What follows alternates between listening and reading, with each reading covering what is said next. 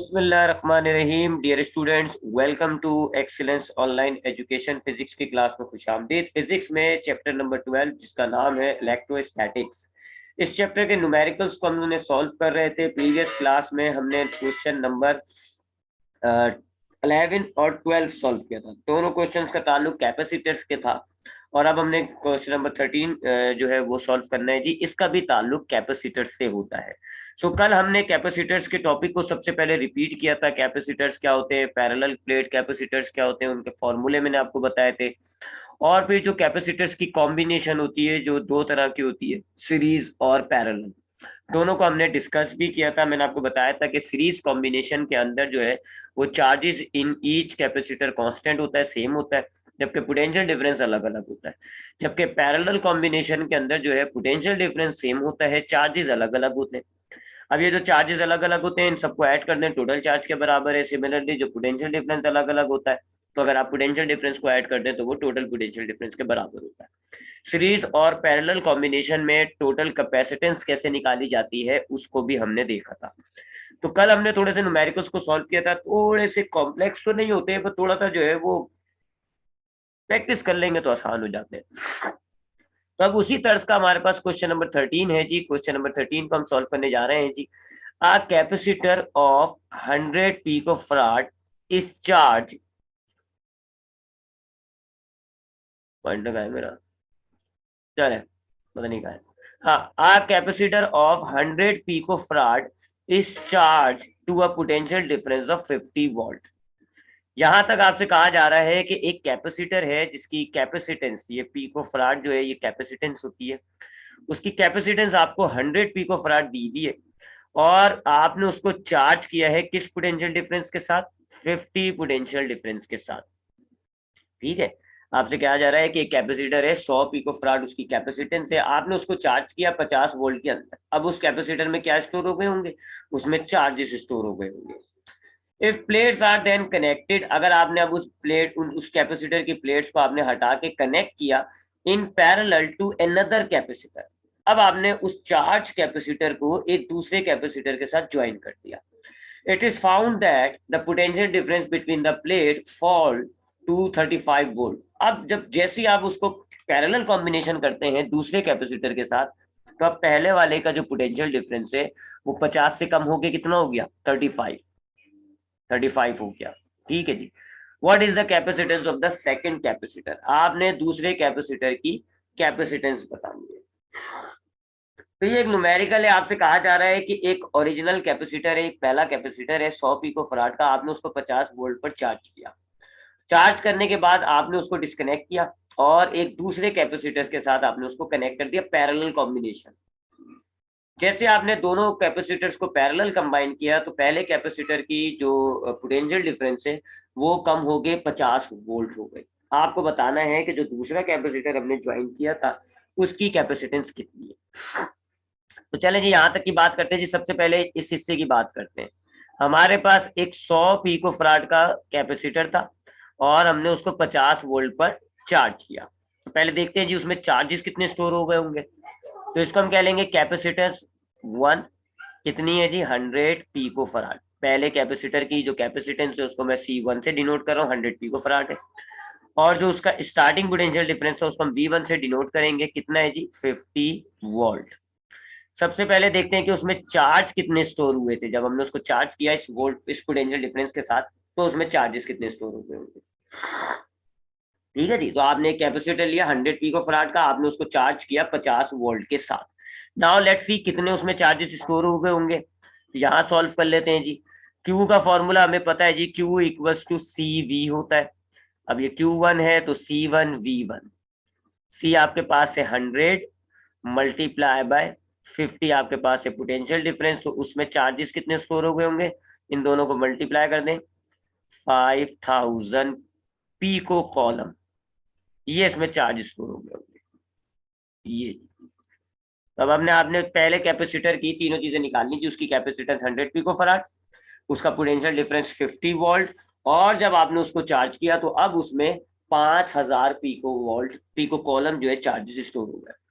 अब आगे क्या कहते हैं जी, ये line, its plates are then connected in parallel to another capacitor, आपने उसको पैरेलल कंबाइन किया जी दूसरे कैपेसिटर के साथ। चलें जी, ये आ गया वही हमारा ओरिजिनल कैपेसिटर C1, और ये हमने एक दूसरे कैपेसिटर के साथ उसको कनेक्ट किया जी C2, और दोनों को हमने कैसे कनेक्ट किया जी, पैरेलल। ये हमने एक टर्मिनल बनाया, ये हमने एक टर्मिनल बनाया, और यहाँ से वो बैटरी कनेक्ट हुई होगी, या सर्किट, कोई भी सर्किट कनेक्ट कर लो आप। तो अब हमने वो जो चार्ज कैपेसिटर था हमने उसको हटाया और उसको कनेक्ट किया पैरेलल तरीके से एक दूसरे कैपेसिटर के साथ। अब पैरेलल कॉम्बिनेशन के अंदर जो है अब आगे क्या कहते हैं जी, it is found that the potential difference between the plate fall to 35 volt. और क्या देखा गया कि जो पहला जो कैपेसिटर था उसकी प्लेट के दरमियान जो पोटेंशियल डिफरेंस है वो कम होकर, फॉल मतलब कम होकर कितना हो गया, 35। तो अब C1 का जो पोटेंशियल डिफरेंस है वो कितना हो गया जी, 35। ठीक है जी, समझ में आई कोई बात। तो जैसे आपने उसको चार्ज करने के बाद जब आपने उसको कनेक्ट किया है ना C1 को इस पैरेलल कॉम्बिनेशन के बाद, तो धड़क देने से उसका पोटेंशियल डिफरेंस गिर कर कितना हो गया जी, 35। तो अब देखते हैं इसमें कितने चार्जेस रह गए, यानी इस कैपेसिटेंस और इस पोटेंशियल डिफरेंस के बाद जब पोटेंशियल डिफरेंस कम हुआ है तो जाहिर बात है चार्जेस भी कम हो गए होंगे उसमें से। तो अब देखते हैं जी उसमें कितना चार्ज रह गया। तो अब हमारे पास चार्ज जो है उसको हम Q1 क्यू बार कह लें, कुछ भी कह लें जी, क्यू बार कह लें, Q1, इसको क्यू बार कर लें आप चाहे तो, टोटल चार्ज है ना, इसको क्यू बार कर लो। ठीक है जी, तो अब हम Q1 देख रहे हैं जी कि पहले कैपेसिटर में कितना चार्ज रहेगी, इसका फॉर्मूला क्या हो गया, capacitance multiply by potential difference. लेकिन अब ये पोटेंशियल डिफरेंस लगाएंगे हम, कैपेसिटेंस कितनी है जी 100 मल्टीप्लाई बाय पोटेंशियल डिफरेंस कितनी गिर के हो गई 35। तो आप इन दोनों को मल्टीप्लाई करें तो अब उसमें कितना चार्ज रह गया जी 3500 पिको कॉलम। ठीक है जी, तो पोटेंशियल डिफरेंस कम हो गया था लिहाजा उसमें से चार्जेस भी कम हो गए। तो वो कम हो गए चार्जेस कहाँ गए, जाहिर बात है वो दूसरे में स्टोर हो गए होंगे। ठीक है, बात समझ में आई। तो अब जरा मैं वेरिएबल सही कर देता हूँ क्योंकि मैंने जो है इसको क्यू क्यू कर लेते हैं। ठीक है, इसको सीधा सीधा वी कर लेते हैं और ये V1 हो जाएगा। एक मिनट रहिए, मेरा माउस हिल गया।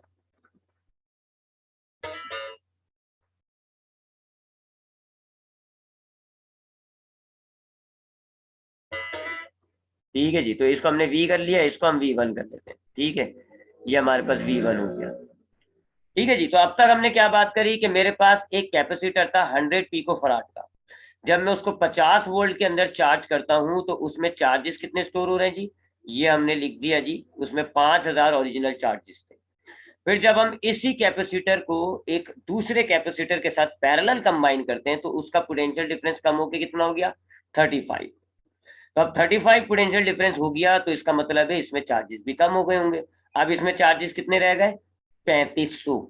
तो अब Q2 निकालेंगे हम बड़े सिंपल तरीके से जी, टोटल चार्जेस जो थे उसमें से आप माइनस कर दें Q1 में कितने चार्जेस है। टोटल चार्जेस आपके पास 5000 थे, इसमें से आप माइनस कर दें, अब उसमें कितने रह गए 3500। तो सेकंड कैपेसिटर में कितना चार्ज गया है जी 1500 पिको कॉलम। तब यहाँ का चार्ज आपको पता चल गया, Q2 आपको पता चल गया। ये तो बड़े सिंपल तरीके से निकाला। भाई जाहिर बात है इसमें अगर 5000 चार्जेस स्टोर है, जब आप इसको कनेक्ट करते हैं और अब आपके इसमें रह गए 3500, तो जाहिर बात है बाकी 1500 कहाँ चले गए, इस वाले कैपेसिटर में चले गए। तो अब आपको इसकी कैपेसिटेंस बतानी है जी। आगे बढ़ते हैं, अब हमें जो है ये कैपेसिटेंस हमें बतानी है। पैरेलल कॉम्बिनेशन के अंदर आपको पता है जी पोटेंशियल डिफरेंस सेम होता है। तो अगर यहाँ पर पोटेंशियल डिफरेंस C1 पर 35 है तो V2 कितना होगा जी 35 होगा। ठीक है जी, तो अब हम ये कैपेसिटेंस निकाल लेते हैं जी, आखिरी चीज। तो अब हमारे पास Q2 है जी, सेकंड कैपेसिटर पे कितने चार्जेस स्टोर हुए थे 1500 कॉलम। V2 कितना होगा जी, पैरेलल कंबाइन हुआ होता है तो जब पैरेलल कॉम्बिनेशन होता है तो पोटेंशियल डिफरेंस सेम होते हैं। तो अगर पहले का पोटेंशियल डिफरेंस 35 है तो दूसरे का भी 35 होगा। सेकंड कैपेसिटेंस निकालते हैं जी, फॉर्मूला क्या होगा C2 equals to Q2 divided by V2। Values डालें, Q2 आपके पास है 1500 डिवाइडेड बाय V2 आपके पास है 35। अब इन दोनों को डिवाइड कर देंगे आपको आंसर आ जाएगा। सब मैं जरा डिवाइड कर देता हूँ, 1500 डिवाइडेड बाय 35, तो दूसरे वाले की जो कैपेसिटेंस है वो है 42.85 पीको फराड। ये आंसर हो गया। ठीक है जी, ये हमने न्यूमेरिकल को सॉल्व कर लिया जी। सेकंड कैपेसिटेंस की हमें कैपेसिटेंस मिल गई जी। तो मामला क्या थी, आपके पास एक स्टार्टिंग, मैं थोड़ा सा रिपीट कर देता हूँ फिर हम आगे बढ़ते हैं। हमारे पास एक कैपेसिटर था स्टार्ट में, उसकी कैपेसिटेंस हमें दी हुई थी 100 पिको फराड, और आपने जब उसको 50 पोटेंशियल डिफरेंस से चार्ज किया तो सबसे पहले हमने स्टोर चार्जेस उसमें पता करे कितने हुए, कितने स्टोर हुए थे 5000। फिर आपने उस कैपेसिटर को कनेक्ट किया एक दूसरे कैपेसिटर के साथ, कैसे, पैरेलल। जब हम पैरेलल कॉम्बिनेशन में जाएंगे तो हमारे पास पोटेंशियल डिफरेंस उसका ना, पहले कैपेसिटर का जो पोटेंशियल डिफरेंस वो कम होके कितना हो गया 35। तब चूंकि 35 पोटेंशियल डिफरेंस हो गया तो अब हमने निकाला कि अब इसमें कितने चार्जेस रह गए। ये हमने निकाला भाई जी, नीचे ये देखने, ये हमने निकाला कि इसमें कितने चार्जेस रह गए, क्योंकि पोटेंशियल डिफरेंस कम होगा। क्यों कम होगा, क्योंकि उसमें से चार्जेस निकल के दूसरे कॉलम में, दूसरे कैपेसिटर में गए। तो हमने उसमें से चार्जेस जो रह गए वो हमने पता कर लिए कितने थे, 3500। अब जाहिर बात है 5000 चार्जेस थे, 3500 रह गए, तो बाकी कहाँ गए, बाकी जो है वो आपके यहाँ आ गए Q2 बन के। तो ये हमने Q2 निकाला जी, कैसे, दोनों को माइनस करके। अब सेकंड कैपेसिटर का हमें चार्जेस पता चल गया, पोटेंशियल डिफरेंस भी हमने निकाल लिया जी, कैसे, क्योंकि ये दोनों कैपेसिटर पैरेलल कंबाइन हुए हैं, तो पैरेलल के अंदर पोटेंशियल डिफरेंस सेम होता है। तो अगर ऊपर 35 तो नीचे भी 35। तो हमने ये देखने जी, हमने चार्जेस भी हो गया हमें फाइंड आउट, हमने पोटेंशियल डिफरेंस भी पता कर लिया, कैपेसिटेंस निकालना था, ये फॉर्मूला लगाया, ये कैपेसिटेंस आंसर। ये हो गया जी हमारे पास क्वेश्चन नंबर कौन सा था ये, शायद 13। अब आगे बढ़ते हैं जी, 13 के बाद क्वेश्चन नंबर 14 पर आते हैं। ये जी हमारे पास क्वेश्चन नंबर 14, जल्दी जल्दी देखते हैं जी इस सवाल को भी। अब parallel plate capacitor has plates 30 centimetre multiply by 30 centimetre. एक पैरेलल प्लेट कैपेसिटर है जिसकी प्लेट का ये एरिया होता है जी, एक इसमें से डायमेंशन लेंथ हो गई और एक हो गई ब्रेथ। तो लेंथ मल्टीप्लाई बाय ब्रेथ ये एरिया होता है। तो एरिया हमें दिया हुआ है जी कितना, 30 सेंटीमीटर मल्टीप्लाई बाय 30 सेंटीमीटर। इसको हम कन्वर्ट करेंगे जी, ठीक है, अभी इसको हम कन्वर्ट करते हैं। तो 30 सेंटीमीटर मल्टीप्लाई बाय 30 सेंटीमीटर, ये हमारे पास जो कैपेसिटर है उसकी प्लेट का एरिया हो गया, separated by a distance of 2 centimetre. और ये जो दोनों प्लेट्स हैं ये कितने डिस्टेंस से दूर है, कितना फासला इनके दरमियान, 2 सेंटीमीटर का। इसको हम डी से डिनोट करते हैं जी, डिस्टेंस कितना है हमारे पास, 2 सेंटीमीटर। यानी कि ये एक आपके पास प्लेट है जी, एक ये दूसरी, दोनों सेम एरिया की होती है। तो एक का एरिया दे दिया जाए, दोनों का ही होता है। तो ये आपके पास प्लेट्स आ गई जी दोनों, ठीक है जी, इनका एरिया आपको दिया हुआ है और इनके दरमियान जो डिस्टेंस है वो आपको दिया हुआ है। By how much the capacitance change, कितनी कैपेसिटेंस चेंज हो जाती है if a dielectric slab of the same area but thickness 1.5 centimetre is slip between the plate.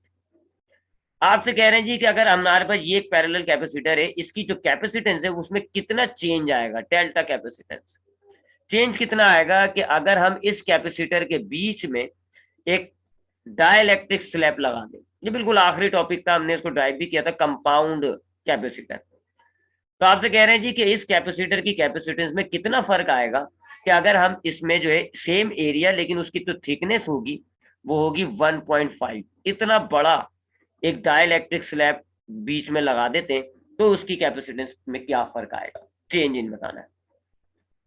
तो ये आपके पास सवाल हो गया, आपसे कहा जा रहा है जी कि एक पैरेलल प्लेट कैपेसिटर है जिसका एरिया प्लेट्स का आपको दिया हुआ है और दोनों प्लेट के दरमियान जो डिस्टेंस है वो दिया हुआ है। आपसे पूछा जा रहा है कि कैपेसिटेंस के अंदर चेंज कितना आएगा अगर हम इस कैपेसिटर के अंदर एक डाइलेक्ट्रिक स्लैब डालें जिसकी थिकनेस हो 1.5 सेंटीमीटर, और जो डाइलेक्ट्रिक कांस्टेंट है उसकी वैल्यू आपको दी हुई है 2। ठीक है जी, अब हम इसका एक अच्छा सा डेटा बनाते हैं जी और इसको हम सॉल्व कर लेते हैं।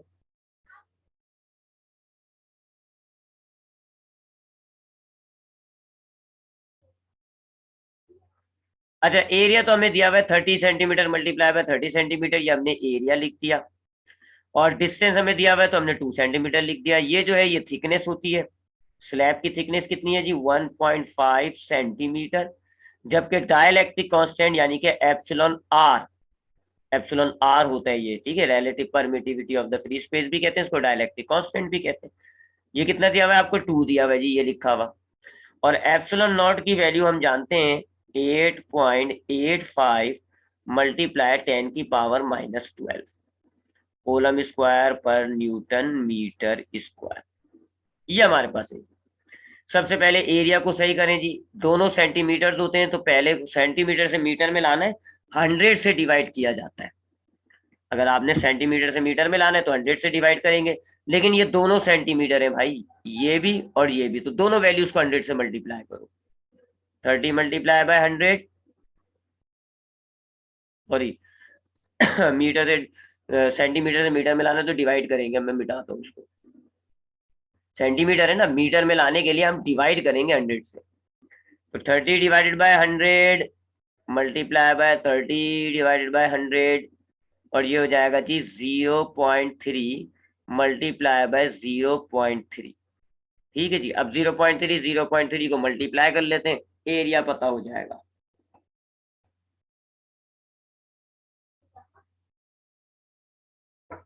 हाँ बोलो। पापा नीचे बुला रहे हैं, तो अब्बू भी जाते हुए